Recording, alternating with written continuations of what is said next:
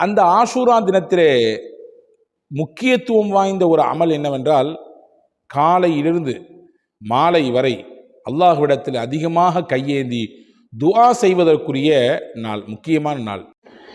அஸ்ஸலாமு அலைக்கும் வரஹ்மத்துல்லாஹி வபரகாத்துஹு. அன்புக்குரிய இஸ்லாமிய சொந்தங்களே, அருமை உறவுகளே, சகோதர சகோதரிகளே, புனிதமான முஹர்ரத்தினுடைய 10வது நாள் ஆஷூராவுடைய தினம் நம்மை எதிர்நோக்கி இருக்கிறது. அந்த ஆஷூரா தினத்திலே முக்கியத்துவம் வாய்ந்த ஒரு அமல் என்னவென்றால், காலையிலிருந்து மாலை வரை அல்லாஹ்விடத்தில் அதிகமாக கையேந்தி துஆ செய்வதற்குரிய நாள், முக்கியமான நாள். நமக்கு எத்தனையோ தேவைகள் இருக்கிறது, எத்தனையோ விதமான சங்கடங்கள் இருக்கிறது, நெருக்கடிகள் இருக்கிறது. நம்முடைய ஆசைகள் நிறைவேற வேண்டிய அந்த தேவையிலே, அந்த அவசியத்திலே நாம் இருக்கிறோம். நம்முடைய பிள்ளைகளின் எதிர்காலத்தை குறித்து கற்பனையோடும் ஆழ்ந்த சிந்தனையோடும் இருக்கிறோம். இப்படி நம்முடைய தொழில் சார்ந்து, நம்முடைய வியாபாரங்கள் சார்ந்து என்னென்ன விதமான துஆக்கள் தேவைகள் இருக்கிறதோ அதையெல்லாம் மொத்தமாக கேட்பதற்குரிய, ஹோல்சலாக அதற்குரிய பலனை பெற்றுக்கொள்ளக்கூடிய ஒரு சிறப்பான ஒரு நாள் தான் முஹர்ரம் மாதத்தினுடைய 10வது நாள், ஆஷூரா என்று சொல்லக்கூடிய அந்த நாள். ஏனென்றால் நபிமார்களில் பலருக்கு அல்லாஹ் உதவி செய்த நாள் அது. நூஹ் அலைஹிஸ்ஸலாமுடைய கப்பல் கிளம்பி அது கரை ஒதுங்கியதான் முஹர்ரம் மாதத்தினுடைய 10வது நாள். ஹஜ்ரத் யூனுஸ் அலைஹிஸ்ஸலாம் மீன் வயிற்றில் இருந்தார்கள். அந்த மீன் வயிற்றிலிருந்து வெளியேற்றப்பட்ட நாள் முஹர்ரத்தினுடைய 10வது நாள். அய்யூப் அலைஹிஸ்ஸலாம் நீண்ட நாட்களாக பல்வேறு விதமான நோய்களால், புண்ணுகளால் உடம்பெல்லாம் சீழ்வழிந்து கொண்டிருந்தது. அதையெல்லாம் அல்லாஹு தஆலா நீக்கி அவங்களுக்கு சுகத்தை கொடுத்த நாள் இந்த 10வது நாள். இப்படி வரிசைப்படுத்தி கொண்டே போகலாம் நபிமார்களுடைய அந்த சரிதையிலே வரக்கூடிய ஆச்சரியங்களை. இந்த முஹர்ரம் மாதத்தோடு 10வது நாளோ தொடர்புடைய இருக்கக்கூடிய வரலாறுகளை நிறைய சொல்லலாம். ஆக மொத்தத்தில் நபிமார்கள் அல்லாஹ்விடத்திலே துஆ செய்து அந்த துஆவை அங்கீகாரம் பெற்ற நாளாக முஹர்ரத்தினுடைய 10வது நாள் இருக்கிறது. குறிப்பாக ஹஜ்ரத் சையதுனா மூசா அலைஹிஸ்ஸலாம் அவர்களின் துஆவை ஏற்றுக்கொண்டு ஃபிரௌனை அல்லாஹ் வீழ்த்தி, அல்லாஹ் இன்னும் அதிகப்படியான அவர்களிடத்திலிருந்து கேட்கப்பட்ட துஆவை அங்கீகரித்து கொண்ட நாள் முஹர்ரத்தினுடைய 10வது நாள். எனவே துஆ செய்ய வேண்டும் அந்த நாளிலே. சரி, நீங்கள் கேட்கலாம், என்ன துஆ செய்கிறது? குறிப்பாக நான் ஒரு 3 விஷயம் சொல்லித் தருகிறேன் இந்த காணொளியிலே. கண்டிப்பாக அந்த 3ஐயும் முஹர்ரத்தினுடைய 10வது நாள் அவசியம் செய்யுங்கள். இந்த 3 முக்கியமான துஆக்களை அவசியமாக கேட்டுக்கொள்ளுங்கள். 1, அந்த முஹர்ரத்தினுடைய 10வது நாள் குறைந்தபட்சம், நான் டிஸ்கிரிப்ஷனிலே தருவேன், குறைந்தபட்சம் ஒரு 100 தடவையாவது சுபஹானல்லாஹி வபிஹம்திஹி அப்படின்னு சொல்லிக்கங்க. 100 தடவை சுபஹானல்லாஹி வபிஹம்திஹி என்று சொல்லிக் கொள்ளுங்கள். ஏன் இதை சொல்வதனால் என்ன பலன்? திர்மிதியிலே ஹதீஸ் வந்திருக்கிறது, முஸ்லிம் ஷரீஃபிலே இந்த ஹதீஸ் வந்திருக்கிறது. அபூ ஹுரைரா ரலியல்லாஹு அன்ஹு அவர்கள் இருக்கிறார்கள், நபிகள் ஸல்லல்லாஹு அலைஹி வஸல்லம் சொன்னாங்க, மன் கால ஹீன யுஸ்பிஹு வ ஹீன யும்சி, யார் காலையில் அல்லது மாலையில் 100 தடவை சுபஹானல்லாஹி வபிஹம்திஹி அப்படின்னு சொல்றாரோ, வ இன் கானத் குஃபிரத் துனூபஹு வ இன் கானத் அக்ஸரு மின் ஜபதில் பஹர், கடல் நுரையை விட அதிகப்படியாக அவரிடத்திலே பாவம் இருந்தாலும் அல்லாஹ் இந்த சுபஹானல்லாஹி வபிஹம்திஹி என்று சொல்லக்கூடிய இந்த துஆவின் வழியாக, இந்த ஜிக்ரின் வழியாக அல்லாஹ் அவருடைய பாவத்தை மொத்தத்தையும் அழித்து விடுவான். இது பொதுப்படையாக வந்த செய்தி தான். எல்லா நாள்லையும் சொல்லலாம் அந்த திக்ரை, எல்லா நாள்லையும் இந்த துஆவை சொல்லலாம். ஆனால் முஹர்ரம் 10 என்பது பாவங்கள் மன்னிக்கப்படுவதற்கும் நம்முடைய தேவைகளை அல்லாஹ்விடத்திலே முறையிடுவதற்குமான துஆ அங்கீகரிக்கப்படக்கூடிய நாள்.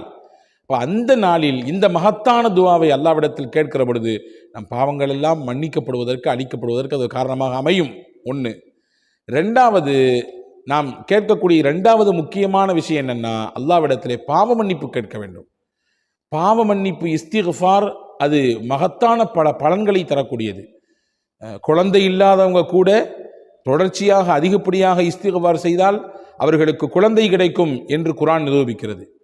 பஞ்சத்திலும் வறுமையிலும் ஏழ்மையிலும் உழன்று கொண்டிருக்கக்கூடியவங்க அதிகப்படியாக இஸ்திக்ஃபார் ஓதுனாங்கன்னா அவங்களுடைய பஞ்சமும் வறுமையும் ஏழ்மையும் நீங்கும் என்று குர்ஆன் சொல்கிறது இல்லையா? அப்போ இஸ்திக்ஃபார் பொதுவாக நாளும் டெய்லி ஓதுறது, அந்த முஹர்ரத்தினுடைய 10வது நாள் குறிப்பிட்ட ஒரு இஸ்திக்ஃபாரை நாம் கவனத்தில் கொண்டு அதை குறைந்தபட்சம் 100 தடவை ஓதிவிட வேண்டும். என்ன இஸ்திக்ஃபார் ஓதலாம்? எல்லாருக்கும் தெரிஞ்சது அஸ்தக்ஃபிருல்லாஹல் அஸீம். ஆனால் இன்னைக்கு நான் ஒரு இஸ்திக்ஃபார் சொல்லித்தர்றேன், கண்டிப்பாக டிஸ்கிரிப்ஷனில் இதை பதிவு செய்கிறேன். இதை தினசரி ஓதுவதற்கு முயற்சியுங்கள். குறைந்தபட்சம் இந்த முஹர்ரமத்தினுடைய 10வது நாள் ஆஷுரா தினத்திலே 100 தடவை ஓதிவிடுங்கள். ரசூலுல்லாஹி ஸல்லல்லாஹு அலைஹி வஸல்லம் சொல்லிக் கொடுத்தாங்க, சய்யிதுல் இஸ்திக்ஃபார், இஸ்திக்ஃபாருக்கெல்லாம் தலை, அதாவது இஸ்திக்ஃபார்களில் முதன்மையானது என்று சொல்லி ஒரு வாசகத்தை சொல்லிக் கொடுத்தார்கள். அல்லாஹும்ம அன்த ரப்பி லா இலாஹ இல்லா அன்த ஹலக்தனி வ அன அப்துக வ அனா அலா அஹதிக வ வஅதிக மஸ்ததஅது அபூஉ லக பிநிஅமதிக வ அபூஉ லக பிதம்பி ஃபக்ஃபிர்லி ஃபஇன்னஹு லா யக்ஃபிரு ذுனூப இல்லா அன்த. இதுதான் சய்யிதுல் இஸ்திக்ஃபார். இஸ்திக்ஃபாருக்கெல்லாம் முதன்மையானது, முக்கியத்துவம் வாய்ந்தது. இஸ்திக்ஃபார் நிறைய இருக்குது, அதுக்கெல்லாம் எல்லாத்தை விட முதன்மையானது இது. இதை சொன்னால் என்ன கிடைக்கும்? ரசூலுல்லாஹ் சொன்னாங்க, எவரொருவர் இதை காலையில் சொல்கிறாரோ மாலைக்குள் இறந்து போய்விட்டால் அவர் சொர்க்கத்திற்கு போவார் நேரடியாக. எவரொருவர் இதை வழக்கமாக மாலையில் சொல்லக்கூடிய பழக்கம் இருக்கிறதோ மாலையிலிருந்து மறுநாள் காலை வரை இறப்பு அவருக்கு ஏற்பட்டால் சொர்க்கத்திற்கு போவார் என்றார்கள் பெருமானார் ஸல்லல்லாஹு அலைஹி வஸல்லம். சொர்க்கத்தில் கொண்டு சேர்க்கும் அளவிற்கு வலிமை மிக்க இஸ்திக்ஃபார் இந்த சய்யிதுல் இஸ்திக்ஃபார். இது டெய்லி ஓதுறது தான். ஆனால் முஹர்ரத்தினுடைய 10வது நாள் குறிப்பாக இதை ஒரு 100 தடவை ஓடுவதற்கு முயற்சியுங்கள். 2. 3வது, முஹம்மது நபி ஸல்லல்லாஹு அலைஹி வஸல்லம் அன்னவர்கள் மீது ஒரு 100 தடவை ஸலவாத்தை சொல்வதற்கு அந்த நாளிலே உங்களுடைய நேரங்களை ஒதுக்கிக் கொள்ளுங்கள். எக்கச்சக்கமான வாசகங்கள் இருக்கிறது ஸலவாத்திற்கு. ரசூலுல்லாஹ் கற்றுக் கொடுத்த சில வாசகங்கள் இருக்கிறது. நல்லோர்கள், பெரியோர்கள், சாலிஹீன்கள், ஆரிஃபீன்கள் கற்றுக் கொடுத்த சில வாசகங்கள் இருக்கிறது. எதையாவது ஒரு ஸலவாத்தை நாம் ஒரு 100 விடுத்தம் ஓதிக்கொள்ள வேண்டும். என்னிடத்தில் கேட்டால் ஸலவாத்து ஆலியுல் கத்ர் என்று சொல்லக்கூடிய அற்புதமான ஒரு ஸலவாத்தினுடைய அந்த வாசகங்கள் நமக்கு கிடைக்கிறது. அறிஞர்கள் நமக்கு எழுதி தருகிறார்கள். குறிப்பாக திருக்குரானுடைய விரிவுரைகளில் ஒன்றாக இருக்கக்கூடிய தஃப்சீரு சாஃபியை தந்த இமாம் சாஃபி ரஹ்மஹுல்லா அவர்கள் சொல்கிறார்கள். இமாம் சுயூத்தி ரஹ்மஹுல்லா அவர்கள் சொல்கிறார்கள். யானத்து தாலிபின் என்று சொல்லக்கூடிய நூலினுடைய ஆசிரியர் இமாம் திம்யாத்தி ரஹ்மஹுல்லா அவர்கள் சொல்கிறார்கள். இப்படி எக்கச்சக்கமான அறிஞர்கள் மக்களும் நல்லோர்களும் சாலிஹீன்களும் சொல்லித்தந்த ஒரு அற்புதமான ஸலவாத். இமாம் சுயூத்தி ரஹ்மஹுல்லா சொல்கிறாங்க, நான் பின்னால் சொல்ல இருக்கக்கூடிய இந்த ஸலவாத்தை நீங்கள் ஒரு தடவை ஓதினால், டெய்லி ஒரு 10 தடவை ஓதணும். வெள்ளிக்கிழமையிலே முக்கியமாக இந்த ஸலவாத்தை ஓத வேண்டும். அப்படி ஓதி வந்தால், வளமை இருந்தால், உங்களுக்கு மரணம் என்று ஏற்படுமையானால் நபிகள் நாயகம் ஸல்லல்லாஹு அலைஹி வஸல்லம் அன்னவர்களை சந்திக்கிற வாய்ப்பை அல்லாஹ் தருவான். இன்னும் குறிப்பாக எழுதுகிறார்கள், உங்கள் உடம்பில் நாயகத்தின் கைப்பட்டு அந்த வழியாகத்தான் உங்கள் உடம்பு கபரை சென்றடையும் என்ற ஒரு குறிப்பையும் இந்த ஸலவாத்திற்கு பின்னால் இருக்கக்கூடிய பலனாக எழுதி தருகிறார்கள். ஆக மொத்தத்தில் மிக சிறப்பு வாய்ந்த ஒரு ஸலவாத் நான் இப்போது சொல்லித் தருகிறேன். இதையும் டிஸ்கிரிப்ஷனிலே பதிவு செய்கிறேன்.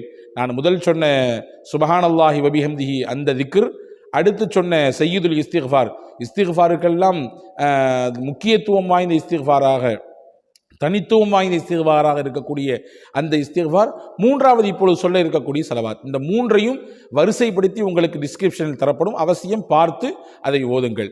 என்ன ஸலவாத் இது என்றால், அல்லாஹும்ம ஸல்லி அலா சய்யிதினா முஹம்மதின் நபியில் உம்மியில் ஆலியில் கதிரில் அதீமில் ஜாஹி வ அலா ஆலிஹி வஸஹ்பிஹி வஸல்லிம்.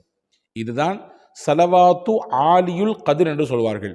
அல்லாஹும்ம ஸல்லி அலா சய்யிதினா முஹம்மதனின் நபியில் உம்மியில் ஹபீபில் ஆலியுல் கதிரி அல் அதீமில் ஜாஹி வ அலா ஆலிஹி வஸஹ்பிஹி வஸல்லிம். இந்த ஸலவாத்தையும் முஹர்ரத்தினுடைய 10வது நாள் ஆஷுரா தினத்திலே ஒரு 100 தடவை ஓதுவதற்கு முயற்சி செய்து கொள்ளுங்கள். ஆக இந்த 3 ஜிக்ருகளையும் துவாக்களையும் ஸலவாத்துகளையும் நீங்கள் அல்லாஹ்விடத்திலே முஹர்ரத்தினுடைய 10வது நாள் ஓதி முடித்துவிட்டு அல்லாஹ்விடத்தில் கையேந்தி துவா செய்யுங்கள். நிச்சயமாக நம்முடைய துவாக்கள் அங்கீகரிக்கப்படும், நம்முடைய தேவைகள் நிறைவேற்றப்படும், நம்முடைய சங்கடங்கள் போய்விடும், நம்முடைய நோய் நொடிகள் எல்லாம் நீங்கும், நீண்ட ஆயுளை அல்லாஹ் தருவான். நிச்சயமாக அதை கேட்க வேண்டிய கடமை நமக்கு இருக்கிறது. நிறைவான ஆரோக்கியத்தை தாய் என்று கேட்க வேண்டிய பொறுப்பு இருக்கிறது. திடீரென்று ஏற்படக்கூடிய அனைத்து விதமான ஆபத்துகளை விட்டு, முசீபத்துகளை விட்டு, திடீர் மரணங்களை விட்டு அல்லாவே நீ பாதுகாத்து விடு என்று கேட்க வேண்டிய தேவையும் அவசியம் இருக்கிறது. வல்ல அல்லாஹ் வரக்கூடிய ஆஷுரா தினத்தை மிகச்சிறப்பாக பயன்படுத்தக்கூடிய நல்ல தௌஃபீகை உங்களுக்கும் எனக்கும் எல்லா மக்களுக்கும் வழங்கியல் புரிவானாக. வஸ்ஸலாம். அஸ்ஸலாமு அலைக்கும் வரஹ்மத்துல்லாஹி வபரகாத்துஹு.